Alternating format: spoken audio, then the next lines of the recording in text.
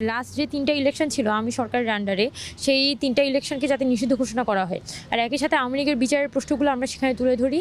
But আলাদা করে আমরা এখানে আওয়ামী লীগকে নিষিদ্ধ করার বা কী প্রক্রিয়ার মধ্যে দিয়ে আমরা নিষিদ্ধ চাই, সে বিষয়ে আমাদের সেই ধরনের কোনো প্ল্যাটফর্মগত স্পেসিফিক কোনো পজিশন এখনও পর্যন্ত নেই।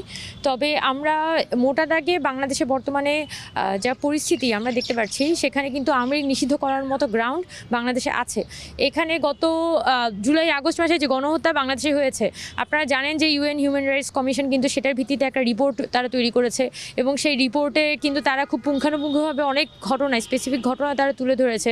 কোন কোন জায়গায় আসলে গণহত্যা হয়েছে, কোন কোন বুলেট মানে কোন কোন ধরনের আগ্নেয়াস্ত্র ব্যবহার করে এখানে গুলি চালানো হয়েছে, কোন কোন বাহিনী আসলে যুক্ত ছিল, তারা কিন্তু অনেক সুন্দর একটা রিপোর্ট খুব কম সময়ের মধ্যে জমা দিয়েছে। তো বাংলাদেশে আমি যেটা মনে করি যে আওয়ামী লীগ যেরকম চোখের সামনে একদম দিনের আলোর মতো পরিষ্কার যে আওয়ামী লীগ আসলে দেশের সাথে কি করেছে, তারা একদম রাস্তাঘাটে মানুষকে গুলি করে হত্যা করেছে এই গণভ্যুত্থানকারী সময়ে।